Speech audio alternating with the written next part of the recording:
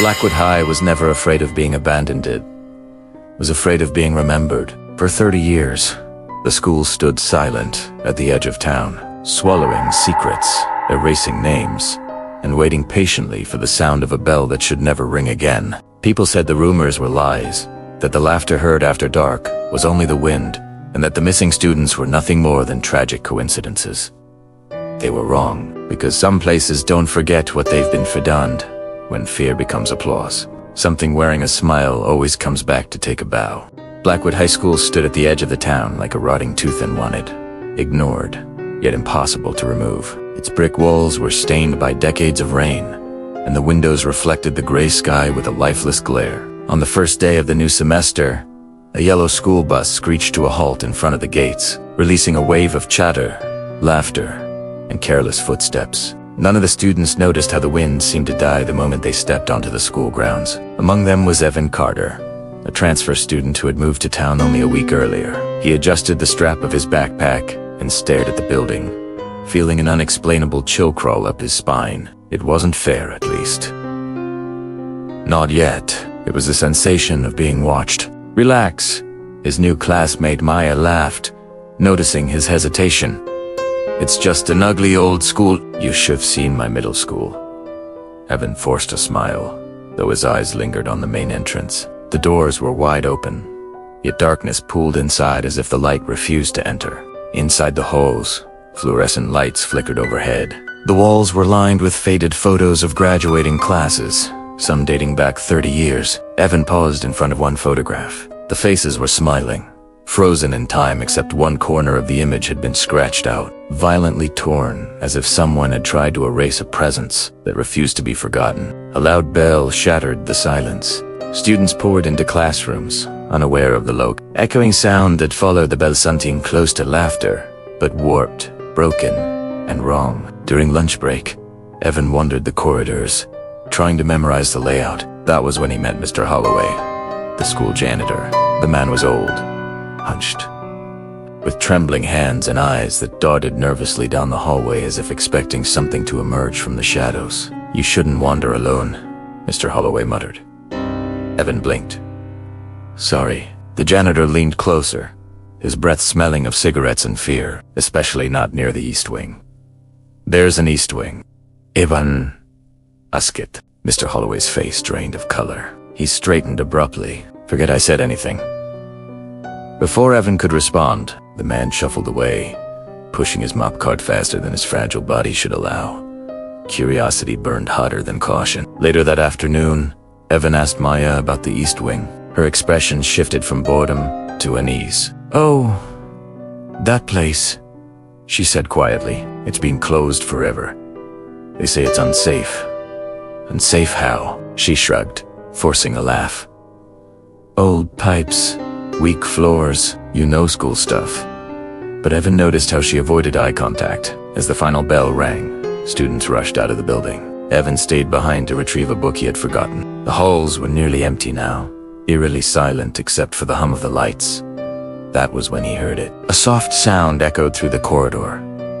He. Evan froze. It wasn't a student laughing. It was too slow, too deliberate, like someone savoring a joke, only they understood. "Hello?" Evan called, his voice trembling. "No answer. Answer. No answer." He followed the sound down the hall until he reached a rusted metal gate blocking off a corridor. A sign hung crookedly on the bar's east wing. "Do not enter behind the gate." Darkness stretched endlessly. The smell of rust and something sweet, sickeningly sweet, hung in the air. Suddenly, the laughter stopped. Evan exhaled in relief, stepping back when something moved in the shadows. Just for a second, a tall silhouette. A flash of white, a grin impossibly wide. He stumbled backward, heart pounding. "Evan!" Maya's voice echoed down the hall.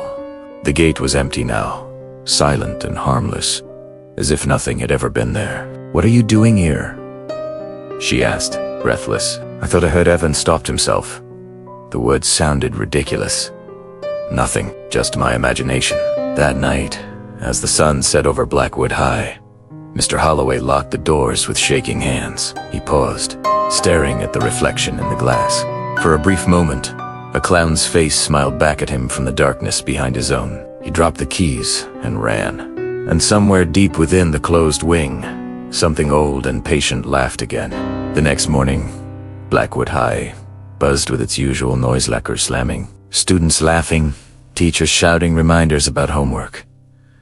Yet for Evan, the school felt different now, as if something had noticed him.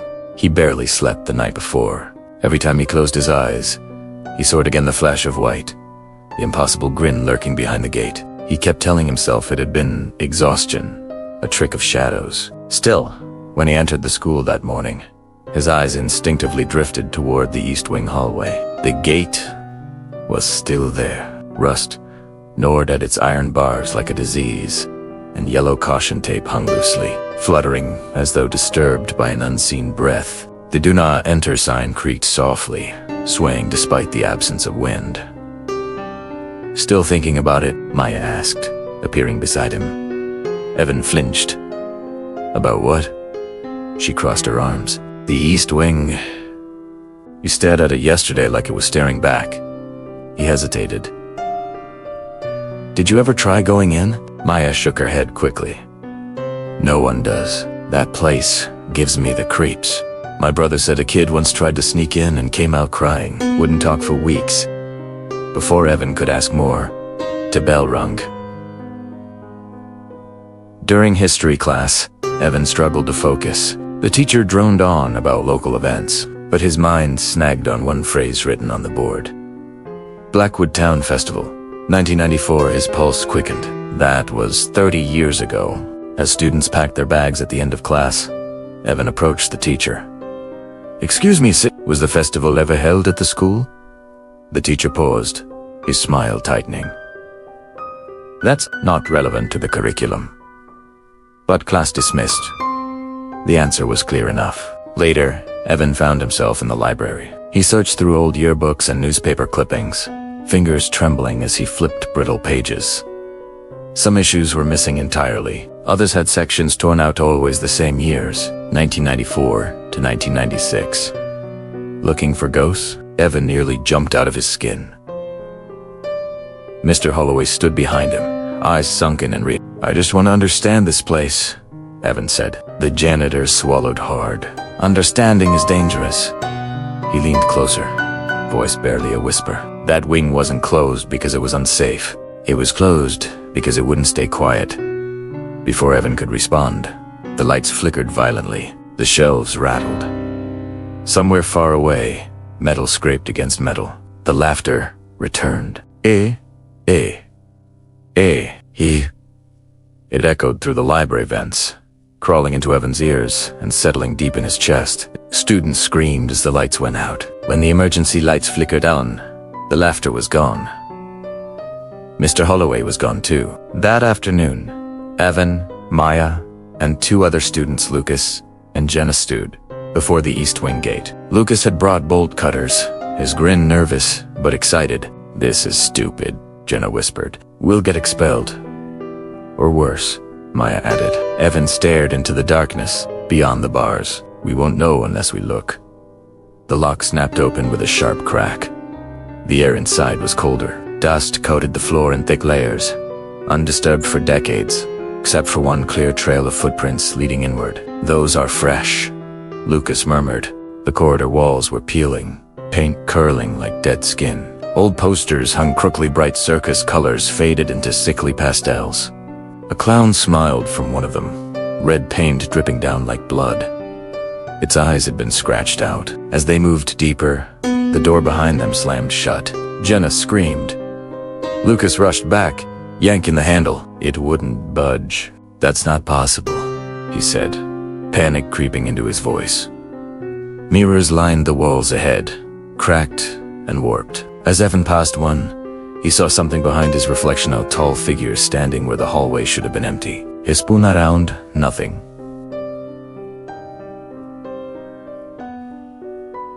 But in the mirror, the figure smiled wider. Suddenly, a child's voice echoed through the corridor. "Do you want to play?" The lights burst overhead, showering sparks. In the chaos, Evan felt a cold hand brush his shoulder, followed by a whisper directly into his ear. 30 years, and you're the first to come back.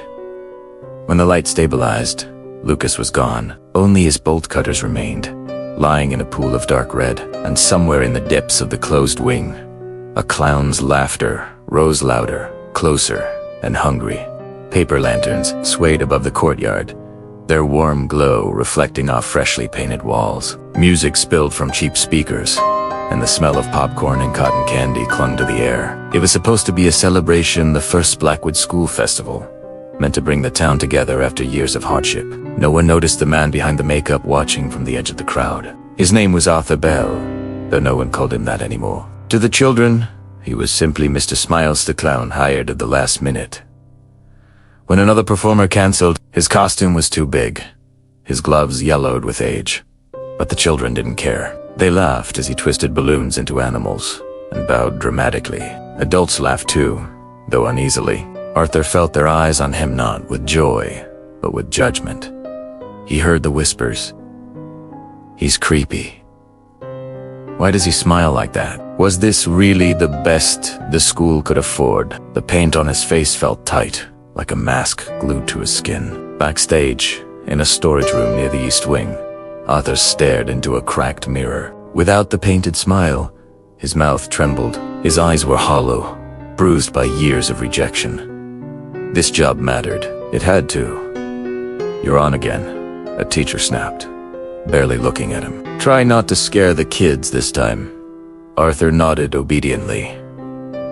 On stage during his final act, something went wrong. A group of teenagers began mocking him from the front row. One boy stuck out his foot as Arthur stepped forward. The clown stumbled, crashing face first into the stage. Laughter erupted, not playful this time, but cruel. Someone pulled at his wig. Another yanked his red nose free. Arthur lay there, stunned, his painted smile smeared and broken. In the bright lights, surrounded by laughter, something inside him snapped. He stood, slowly. The music died. Arthur picked up a microphone with shaking hands. "Let's play a new game," he said softly. The crowd laughed again, assuming it was part of the act. That was the last mistake they ever made. Later that night, children were reported missing. Teachers searched the gym, the classrooms, the bathrooms, but not the East Wing. That section of the school was already scheduled for renovation, locked and ignored. By the time someone noticed the doors standing open, it was too late. Inside, the hallways had been transformed. Streamers hung like tangled veins. Balloons bobbed gently, though no one was there to move them. Mirrors lined the walls, reflecting endless grinning faces. Arthur moved through the darkness like a shadow, laughter echoing ahead of him. He whispered games into the ears of frightened children, promising prizes, promising safety if they followed the rules. Some didn't. When police finally forced their way in, they found blood smeared across the floors, handprints clawing at the walls. They found costumes stuffed into lockers, shoes lined neatly in rows, but they never found Arthur. They told the public it was an accident. A gas leak. Mas. Cysteria. Anything but the truth. The festival was erased from records. Photos were destroyed. Witnesses were silenced. The East Wing was sealed.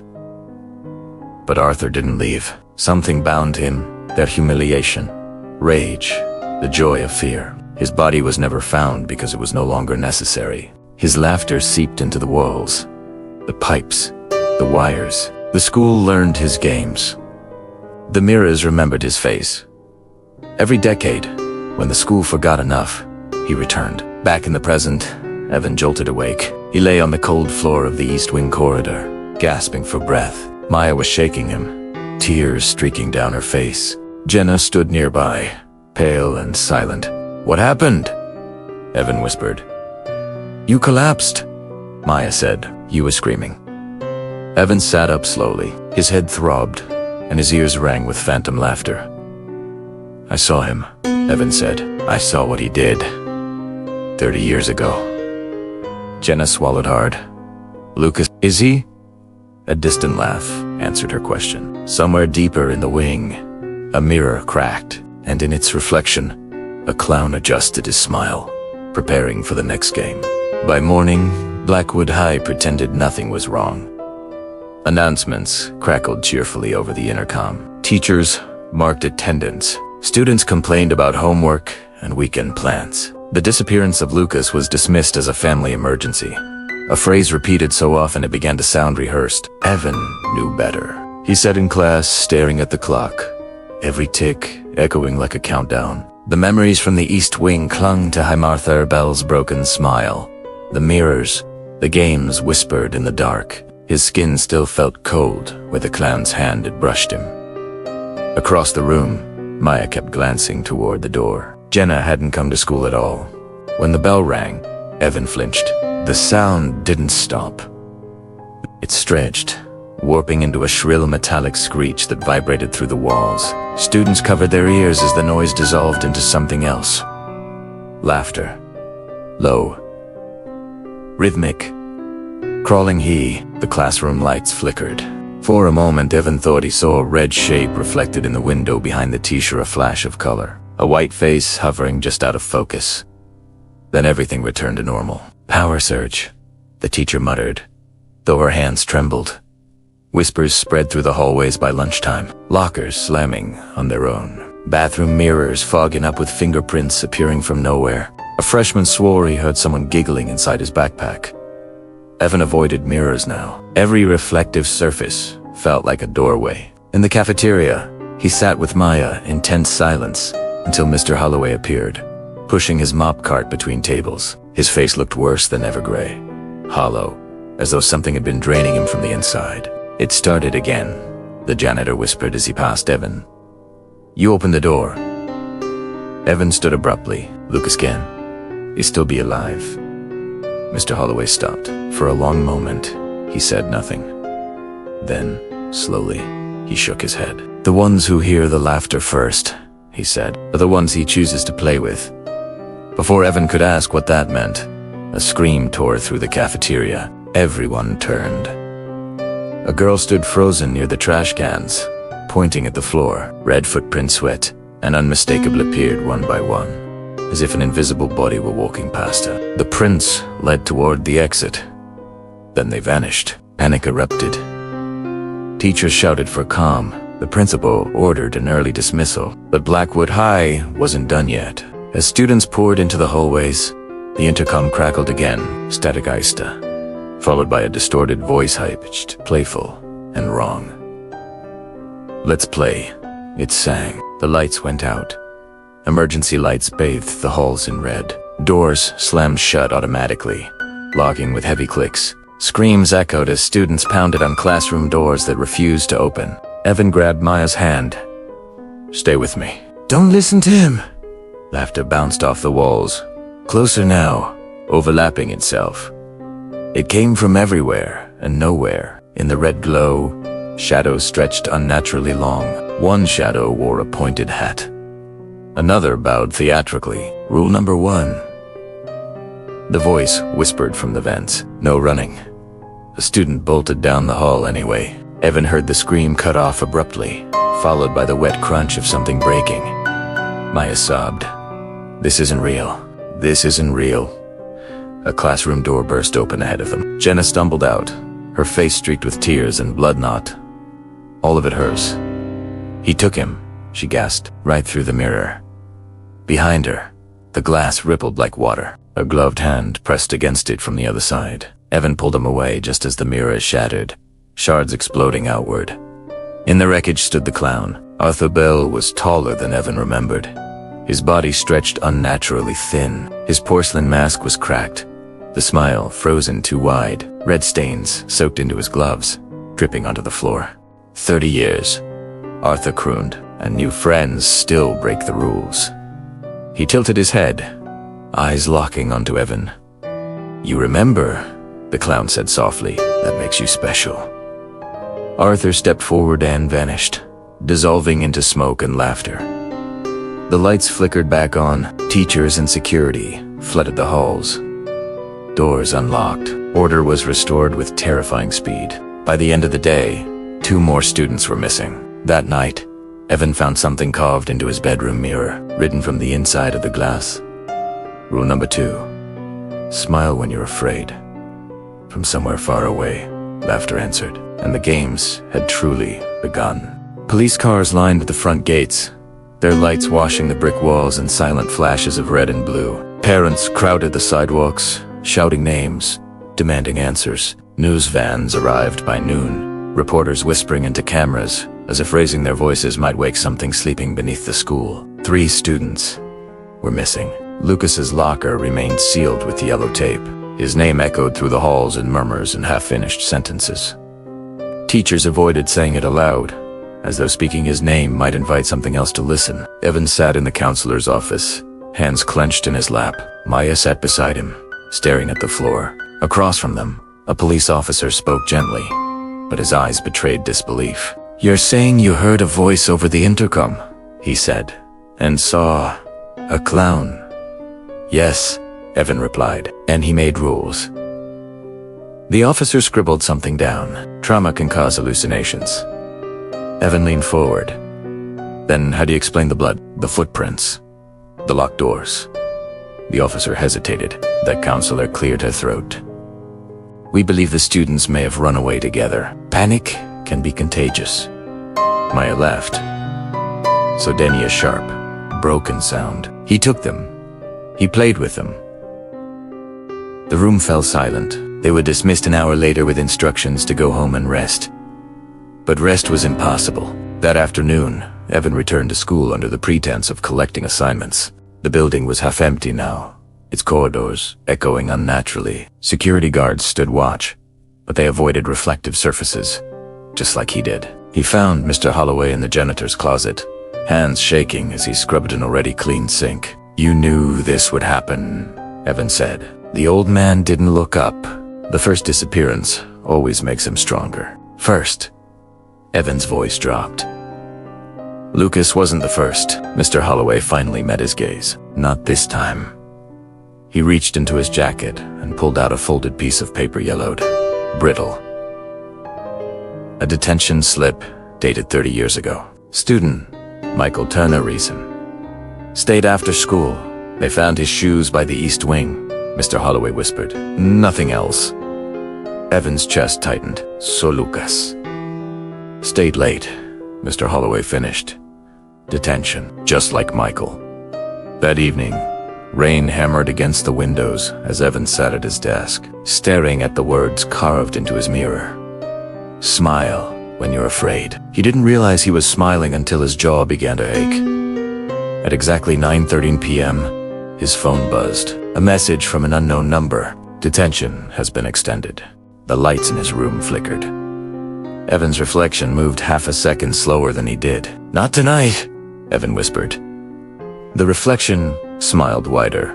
Across town, at Blackwood High, a single classroom light turned on. Jenna sat alone at a desk, tears streaking her face. She didn't remember how she got there, only that she had gone back to retrieve her phone. The school had been empty. Silent until the bell rang. "Detention," a voice sang from behind her. She turned. The clown sat on the teacher's desk, legs crossed like a child. His porcelain mask was cracked further now, red lines spreading like veins in his gloved hands. He held a stopwatch. "Rule number 3, Arthur said cheerfully. "Never leave your seat." Jenna screamed and ran.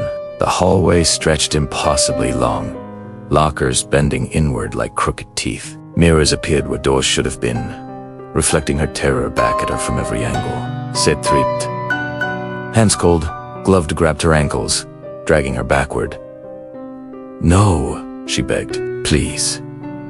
Arthur loomed over her, tilting his head. "You didn't smile." The mirrors swallowed her scream. The next morning, Jenna's backpack was found neatly placed outside the East Wing gate. Inside were her books, her phone, and a small paper clown, folded from detention slips. By noon, the school closed indefinitely. By nightfall, Evan understood the truth. The first disappearance hadn't been Lucas. It had been the moment they opened the door. Anatha Bell was no longer waiting. He was hunting. Evan found it 2 nights after the school was shut down, tucked beneath his bed as if it had always been there. He noticed it only because the smell woke him first, a sickly blend of rust and sugar, like old blood mixed with cotton candy. The cover was leather, cracked and sticky to the touch. No title, no name. When Evan opened it, the pages whispered, not audibly, but inside his head, like laughter remembered from a dream. Maya sat beside him on the floor, knees pulled to her chest. She hadn't gone home since Jenna's disappearance. None of them felt safe alone anymore. "What is that?" she asked. "I think," Evan said slowly, "it's how he plays." The first page was written in thick red ink, the letters uneven, as if carved rather than written. The rules of the game Blackwood High below it. A date, 1994. Rule 1 was already familiar. Rule number 1, do not run. Fear tastes better when it ripens. Maya covered her mouth. Evan turned the page. Rule number 2, smile when you're afraid. A frown is an insult to the performer. His jaw tightened. The ache from forcing a smile the night before throbbed in memory. Another page. Another page. Rule number 3, never leave your seat during dissension. Good children, stay still. They didn't need to say Jenna's name. The notebook continued, each rule more specific than the last. Rule number 4, mirrors are doors. Look too long, and you will be invited in. Maya flinched and glanced toward Evan's covered mirror. Rule number 5, do not touch the mask. The smile is not for you. The final written rule ended abruptly. The ink smeared as if the writer's hand had been shaking. Rule number 6, when the bell rings, the game begins. The rest of the pages were blank. For now, this is insane, Maya whispered. He wrote this. No, Evan said. He updates it. As if in response, the notebook twitched slightly, its pages fluttering. A new line appeared, bleeding through the paper. Rule number 7, the one who remembers must lead the others. Bevan's stomach dropped. That night, the laughter returned closer than ever. It slithered through the walls, curled beneath the doors, pressed against their ears until sleep became impossible. At exactly midnight, Evan's phone buzzed again. New game. One rule will be broken before dawn. Sirens wailed in the distance. They weren't fast enough. Across town, a police officer sat alone in his patrol car outside Blackwood High. He stared at the dark building, uneasy, when he noticed movement in the rearview mirror. Someone was sitting in the back seat. He turned slowly. White face. Cracked smile. You ran, Arthur said softly. The car was found empty an hour later, engine still running. The officer's badge lay carefully placed on the dashboard, folded into the shape of a flower. By morning, the notebook had added another rule. Rule number 8. Adults break Morazali. Evan slammed the book shut. He's expanding, Maya said. It's not just the school anymore. No, Evan agreed. It's whoever he is.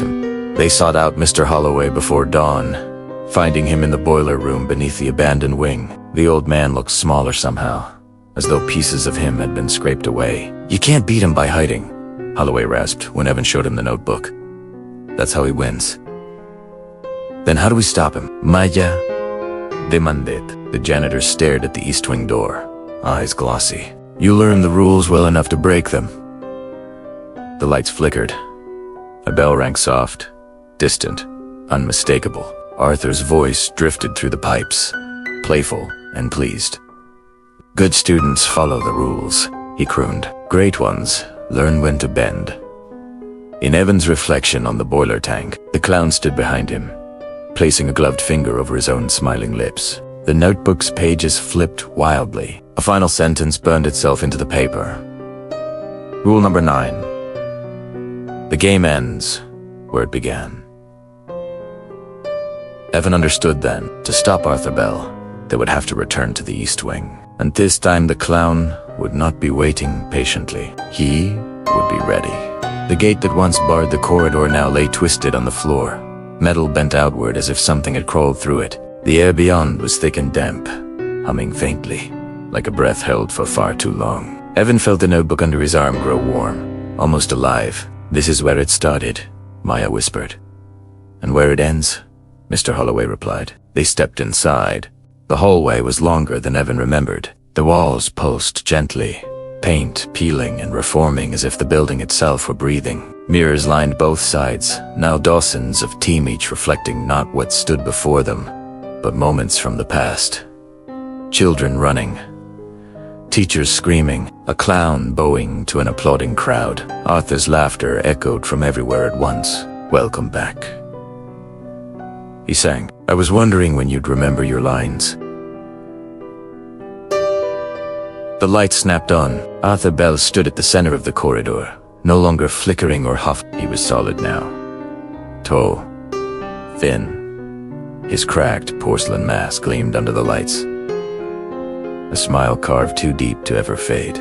His costume was stitched together from different eras, fragments of uniforms, detention slips, strips of red fabric-soaked art. "You look better," Evan said, forcing the words out. Arthur clutched his chest theatrically. 30 years of practice. Maya stepped forward despite herself. "You were human once." Arthur tilted his head. "Weren't we all?" He raised a gloved hand, and the mirrors rippled. From them stepped figures blurred. Half-formed students with hollow eyes and painted smiles stretched across their faces. "Players?" Arthur said fondly. "They broke the rules." Evan's stomach twisted. "You're using them?" "No," Arthur corrected. "They're performing." The notebook throbbed violently. Pages tore themselves open, ink bleeding fresh and wet. Rule number 10. Every game needs a mask. Arthur's eyes dug pits behind the porcelain locked onto Evan. "You understand the rules," Arthur said. "You see, the stay. You remember the script. I remember what you were," Evan snapped. "A man humiliated. Hurt, you chose this." Arthur laughed, sharp and sudden. "Choice? When the crowd decides who you are, you either wear the mask or let them carve it into your face." The walls trembled. For a moment the mask cracked further, revealing skin beneath. Pale, raw, human. Arthur staggered, clutching his head as whispers filled the hall. Mocking laughter, booing, the sound of a wig being torn away. Mr. Holloway stepped forward. "Arthur, stop!" The clown froze. Slowly, he turned. "You," Arturi said. "You locked the doors." "I was scared," Holloway whispered. "They told us to forget." Arthur's voice dropped to a whisper so cold, it burned, and forgetting made me eternal. With a flick of his wrist, the mirrors erupted. Reflections poured out, grabbing Holloway, pulling him screaming into the glass. His cries faded, replaced by distant laughter. Maya screamed. Evan ran. Rule number 1 screamed in his mind, buddy. Ran anyway. The corridor warped, stretching, twisting into a carnival maze. Bells rang overhead. Lights spun wildly. Arthur's laughter chased him, delighted. "Breaking rules already?" The clown taunted. "That's how stars are born." Evan burst into a wide-roomed old auditorium. The stage was set exactly as it had been in 1994. Streamers, balloons, a microphone at center stage. The notebook flew from Evan's hands, landing open at his feet. A new rule burned itself into the page. Rule number 11. The show must go on. Arthur appeared beside him instantly. "You feel it, don't you?" Arthur said softly.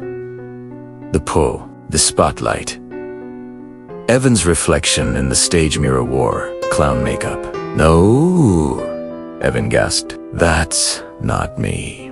Arthur placed the porcelain mask into Evan's trembling hands. It was warm, familiar. "You're the only one who remembers both sides," Arthur said. "The audience and the performer." Maya's voice echoed from the wings. "Evan, don't listen to him." Arthur smiled wider. Rule number 12, he whispered into Evan's ear. "The lead never leaves the stage." Evan raised the mask. For a terrifying second, he wanted to put it on. Instead, He held it to the floor. The mask shattered. Arthur screamed. The mirrors cracked violently. The stage lights exploded. The clown staggered backward. Clutching his face, his black ichor seeped through the cracks. "You broke the wrong rule, Arturo Jared." Evan grabbed the notebook. Heart pounding. "No," he said. "I broke yours."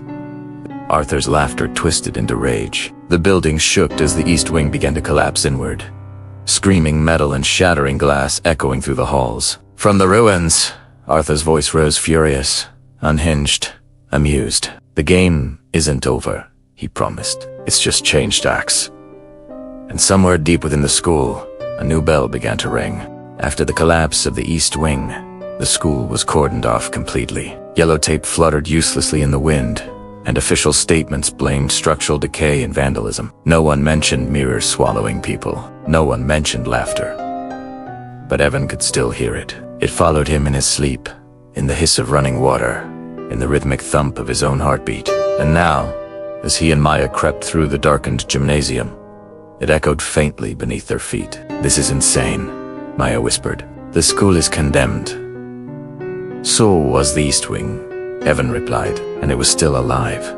They moved carefully across the gym floor. The lights above flickered weakly, casting long shadows across faded basketball lines. At the far end, the bleachers sat partially retracted, rusted wheels frozen in place. According to Mr. Holloway before, he vanished there was something beneath the gym, a place never marked on blueprints, a place where Arthur had learned to hide. Evan dropped to his knees near the bleachers, brushing away dust and old gum until his fingers found it.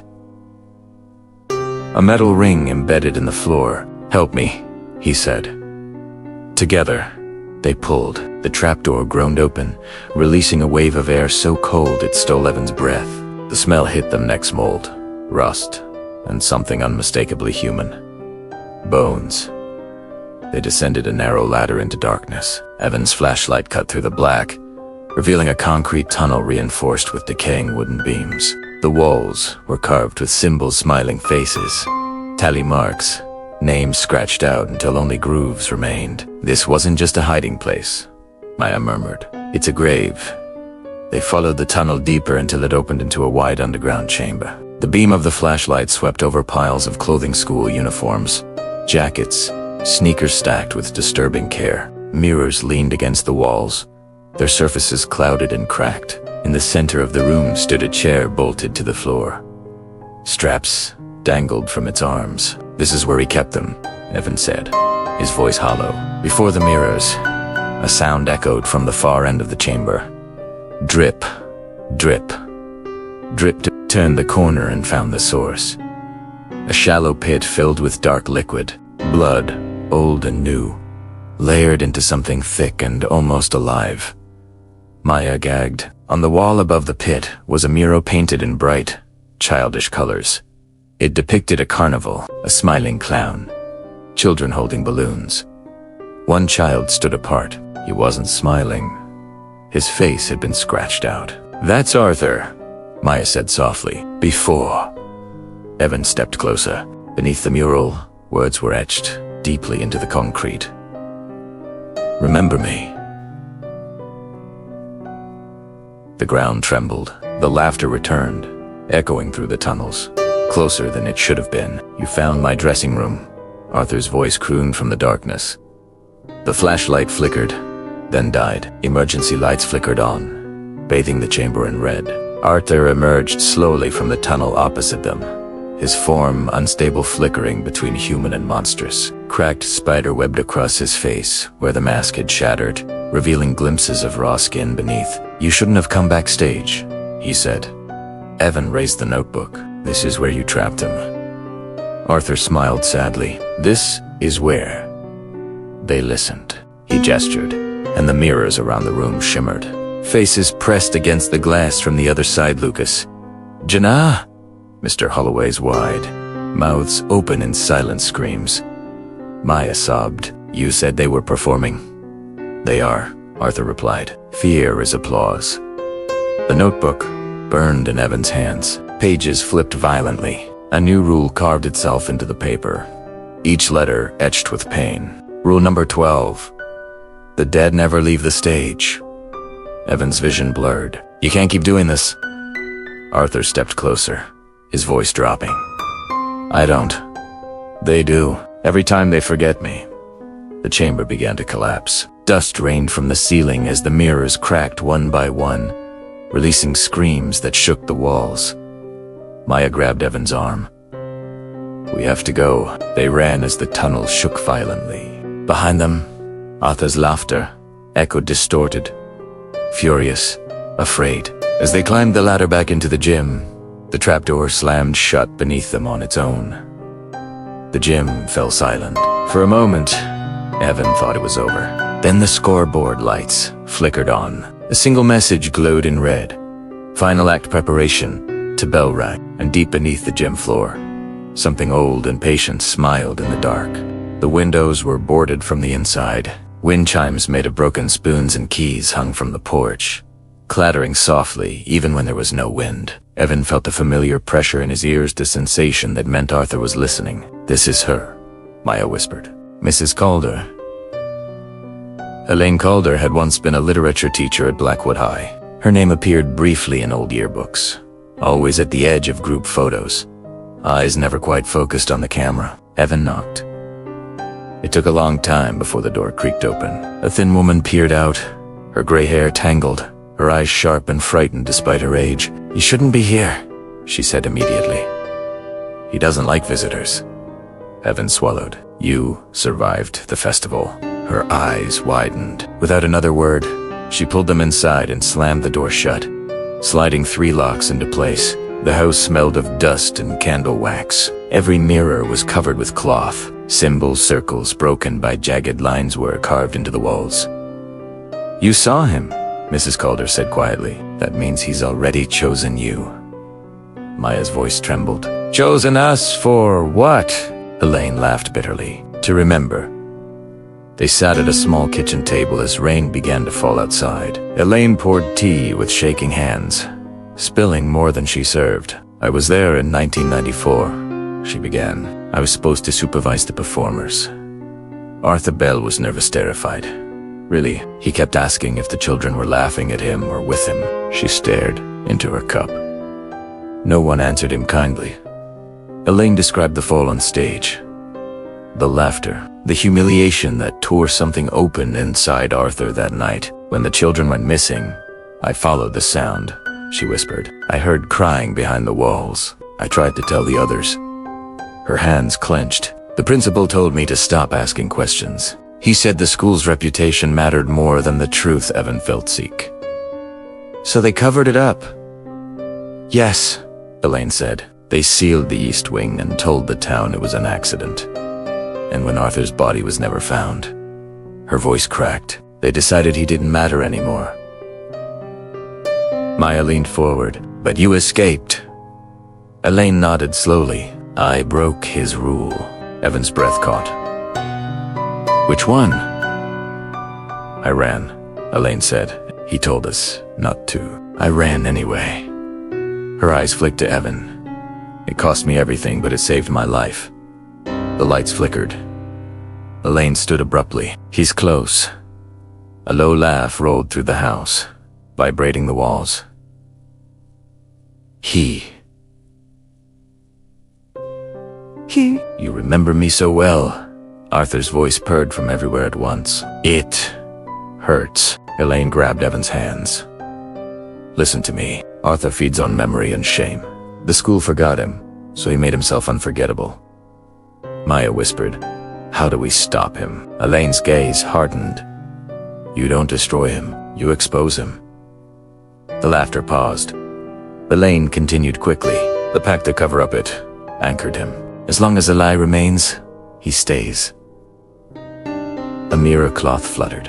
Arthur's voice sharpened. Kifa, Elaine. She stood tall despite trembling. They must recreate the truth, the festival, the humiliation, but this time without an audience. Evan understood. Force him to face it alone. The house shook violently. A mirror cloth tore free, revealing Arthur's face pressed against the glass, cracked and furious. You owe me applause. Screameth, Elaine shouted back. You owe them peace. The mirror shattered inward. Arthur's scream echoed, fading into laughter tinged with panic. Silence followed. Elaine collapsed into a chair, exhausted. It will end soon, she whispered, one way or another. Evan stood, heart pounding with grim clarity. The final act, he said. At the school. Elaine nodded, and this time, no one looks away. Outside, the rain stopped abruptly. From far across town, the faint sound of a bell rang slow. Deliberate, inviting. Arthur was setting the stage, and now, they finally knew why. Evan noticed it the moment he stepped inside. The walls were paneled with dull wood, the windows stained and opaque, reflecting nothing clearly. It was the kind of place built to forget, to let uncomfortable truths dissolve into paperwork and silence. The meeting was supposed to be routine. Community safety discussion, the flyer had said. Only a handful of townspeople showed up, most of them exhausted parents, and a few officials who avoided eye contact. At the front sat Principal Grayson, flanked by two former board members, men whose faces Evan recognized from old photographs in the yearbooks. Older now, thinner, still hiding. Elaine Calder sat rigidly beside Evan and Maya, her hands clenched in her coat sleeves. This is where they decided, she whispered. This room. Prince O'Grayson cleared his throat. We are here to address the recent incidents. Incidents, Maya snapped. 3 students are dead. A murmur rippled through the room. Grayson's jaw tightened. Missing? Elaine stood. No, she said calmly. Dead, and many more before them. Silence fell heavy. You don't get to rewrite it again, Elaine continued. You already tried that 30 years ago. One of the board members, Mr. Harlan, rose abruptly. This woman is unstable. She was removed from the school for her own safety. For telling the truth, Elaine shot back. Evan felt it, then a pressure behind his eyes, a familiar tightening in the air. Arthur was listening. Elaine reached into a bag and placed something on the table, a leather-bound folder, brittle with age. The pact, she said. You called it containment. She opened Italiano. Inside were signed documents, dated 1994.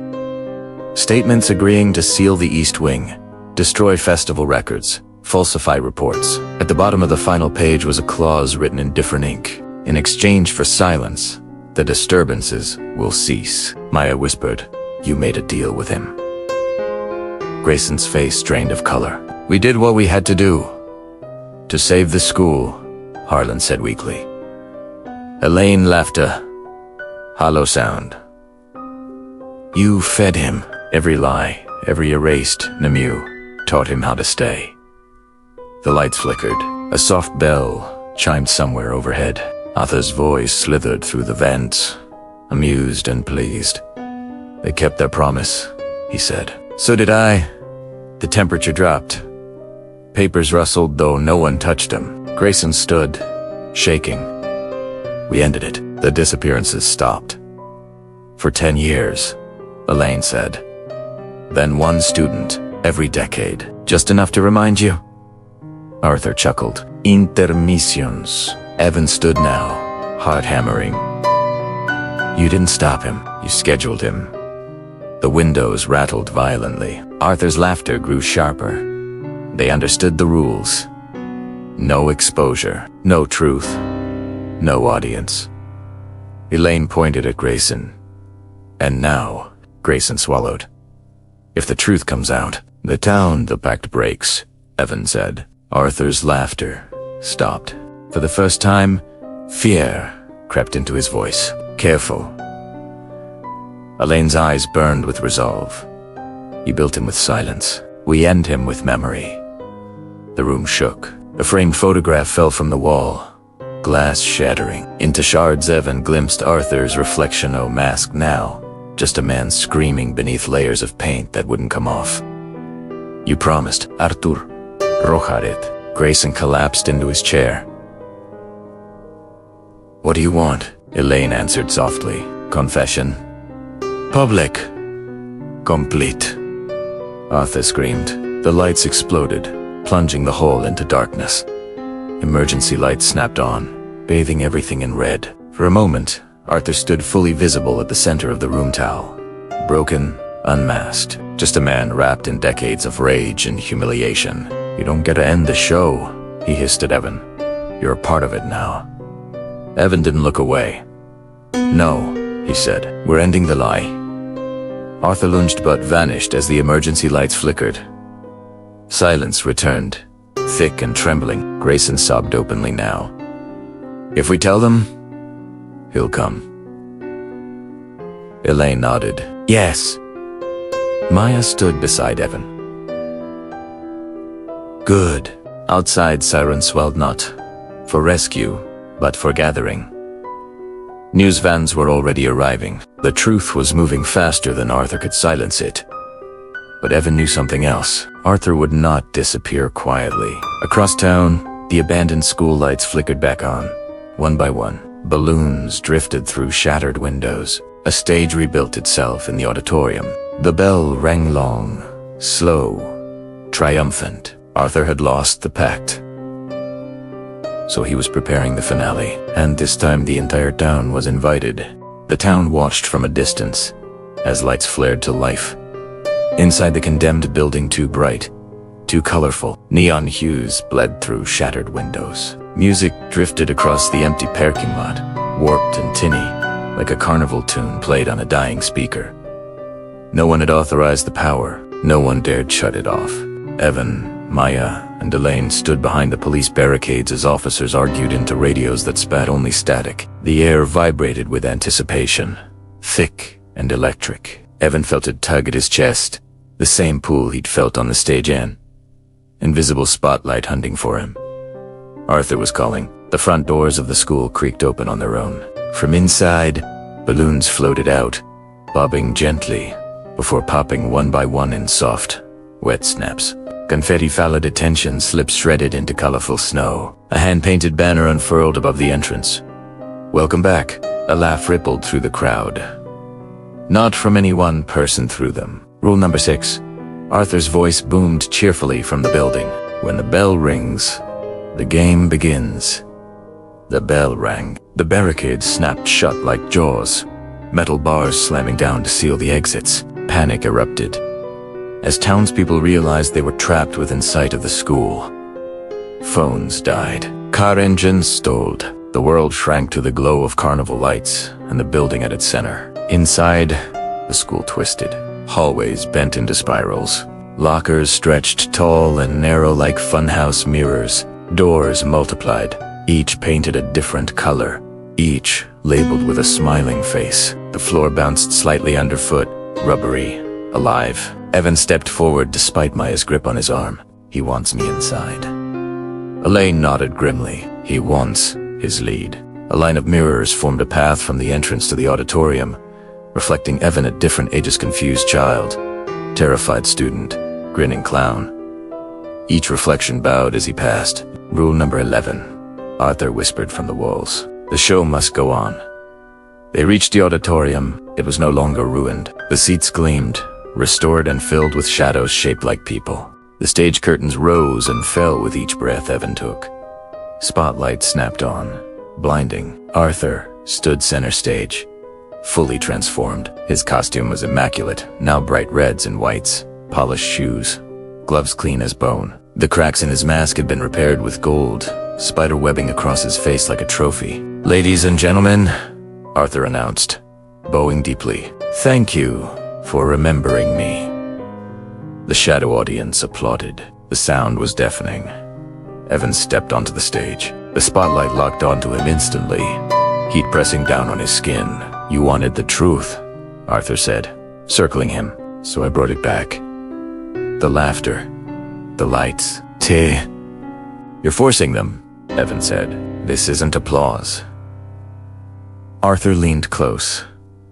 Isn't it? With a snap of his fingers, mirrors descended from the ceiling. Inside them were the missing Lucas, Jenna. Mr. Holloway pressed. Against the glass, mouths open in silent screams, painted smiles carved into their faces. Maya screamed. "Stop!" Arthur ignored her. "They broke the rules." "But you ikuped Evan's chin with a gloved hand. You learned them." The notebook burned in Evan's pocket. He pulled it out. Pages flipped on their own. Rule number 13. The final act requires a volunteer. Arthur's grin widened. "You see, even the book agrees." Evan's reflection in Arthur's mask smiled back. "No," Evan said, voice shaking but firm. "You need an audience, and you're losing them." Arthur laughed. "They're all here." Evan gestured to the empty seats beyond the shadows. "They're remembering the truth now. The pact is broken." The applause faltered. Arthur's smile twitched. "Then we improvise." The stage dropped away. Evan found himself suspended above a pit of mirrors, each one showing a moment of humiliation. Arthur falling, being mocked, stripped of dignity. The images screamed. Arthur stood at the edge, trembling. "You don't get to leave me alone with this." Elaine's voice echoed from the entrance. "You were never alone, Arthur. You were ignored," Arthur screamed, sound tearing the air apart. The mirrors began to crack. Outside, the carnival lights flickered wildly. The music warped, slowing, distorting. Balloons burst. The banner caught fire. Arthur turned back to Evan, desperation bleeding through the paint. "Take the mask," he begged. "Finish the act." Evan shook his head. "No more acts." He stepped back as the stage crumbled. Arthur's laughter broke into sobs, then silence. The auditorium collapsed inward, swallowing the lights, the shadows, the applause. As dawn approached, Blackwood High burned not wheat fire but with memory, and the final act was not yet complete. It bled. As the auditorium collapsed, Evan felt himself falling through layers of memory-shattered mirrors, laughter turning to screams, applause curdling into silence. When he hit the ground, it was not hardwood or concrete beneath him, but packed dirt. He lay in the center of the old courtyard, exactly as it had been in 1994. Paper lanterns swayed overhead, glowing faintly. Streamers fluttered in a wind that did not exist. The festival had been rebuilt not as spectacle, but as a wound reopened. Maya lay a few feet away, groaning as she pushed herself upright. Elaine appeared moments later, breathing hard but unbroken. "He's pulling us backward," Maya whispered. "To the beginning." "That's where the smile was made," Elaine said. "That's where it has to break." Footsteps echoed across the courtyard. Arthur emerged from between the lanterns. No mask this time. His face was bare human, ruined. The paint still clung to his skin in smeared streaks that refused to fade, as though humiliation itself had stained him permanently. His mouth twitched, struggling to form a smile that would not hold. "I gave them everything," Arthur said hoarsely. They laughed. Evan stepped forward. "They laughed because they were cruel. Not because you deserved it." Arthur's eyes burned. "You don't get to decide what I deserved." The air thickened as figures appeared around them. Teachers, students, townspeople from 1994. They stood silently, faces blank, an audience without voices. Elaine raised her chin. "This is the truth you never faced, Arthur. No pact. No silence." Arthur staggered. "No applause." "Exactly," Evan said.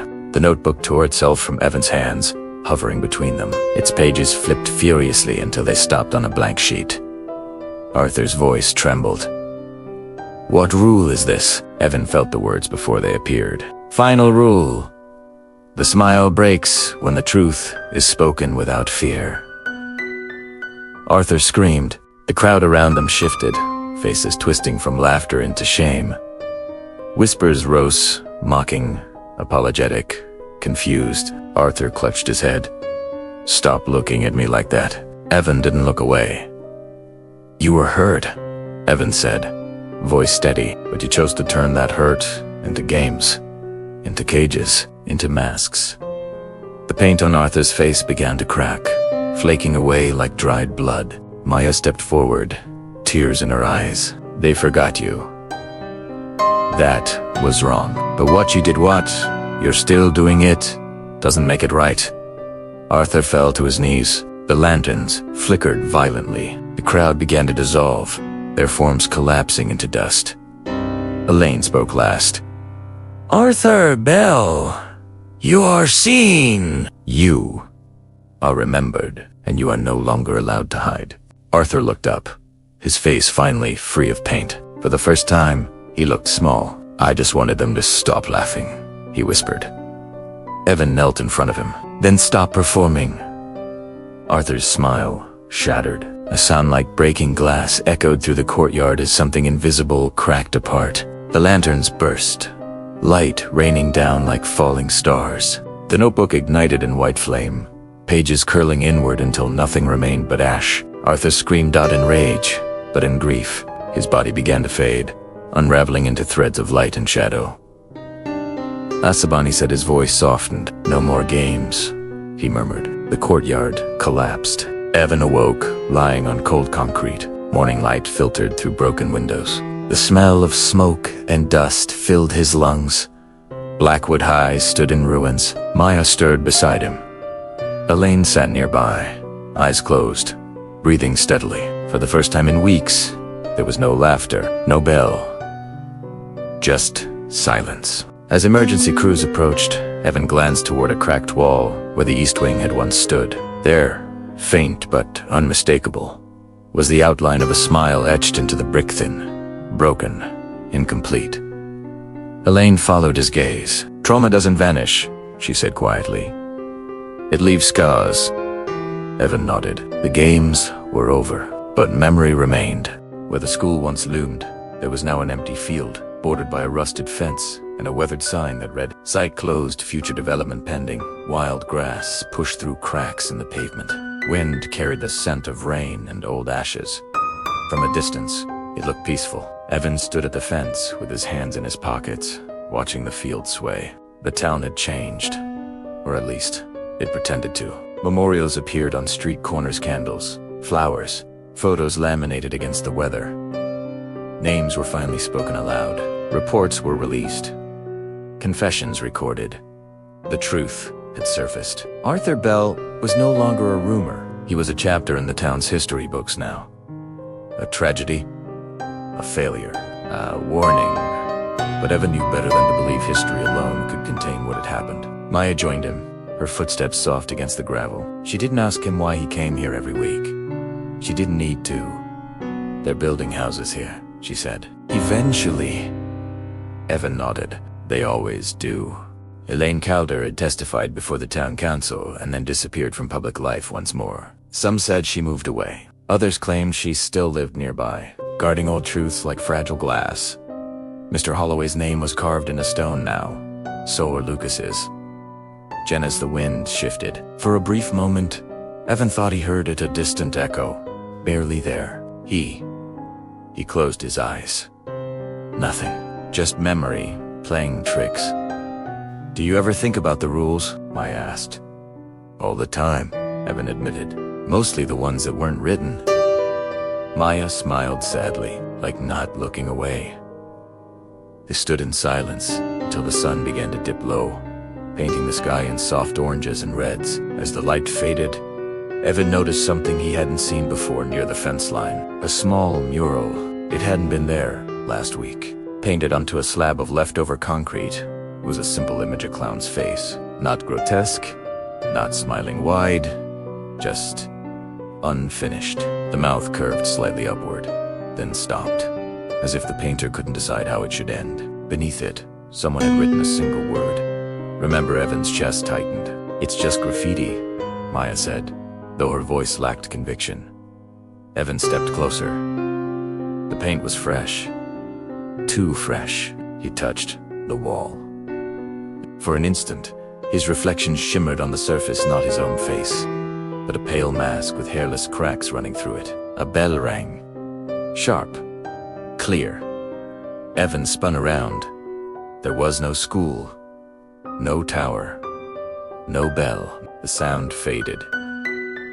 Swallowed by the wind. Maya stared at him. You heard that too, didn't you?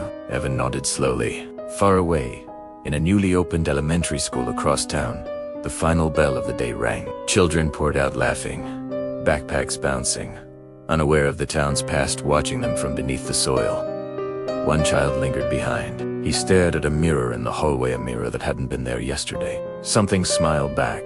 Back at the empty field, the mural's mouth had changed. The curve was complete now, a perfect smile. Evan stepped away from the fence, heart heavy but calm. "Come on," he said to Maya. "It's getting late." As they walked off, the wind swept across the field, bending the grass into ripples that looked disturbingly like applause. Somewhere, faint but patient, a bell waited to ring again. Not today, not tomorrow, but someday. Because as long as people remember and forget, the show never truly ends.